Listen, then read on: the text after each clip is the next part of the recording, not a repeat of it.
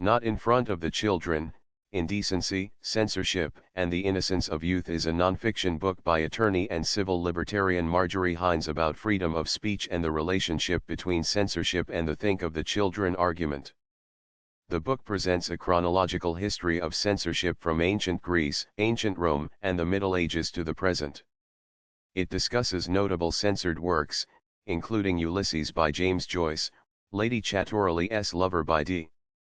Hines discusses censorship aimed at youth in the United States through legislation including the Children's Internet Protection Act and the Communications Decency Act. The author explores the question of whether children and adolescents are negatively impacted by exposure to media deemed inappropriate by adults, including violence and pornography, arguing that youths are not endangered by sexually explicit material.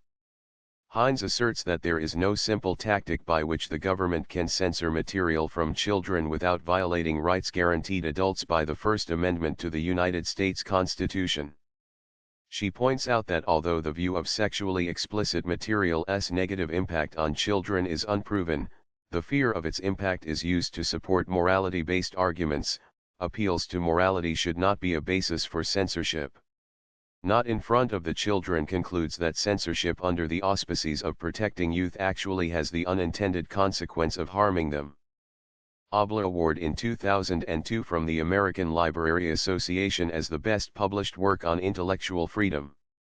Book List recommended it as a starting point for discussion between adolescents and adults. Library Journal recommended the book for academic and public libraries as a detailed history of censorship related to obscenity.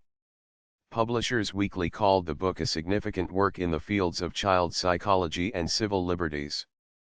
In Florida, the St. Petersburg Times praised the book as an engaging look at attempts to prevent adolescents from thinking about sexuality. The American Prospect criticized Hines' presentation style, calling the book boring.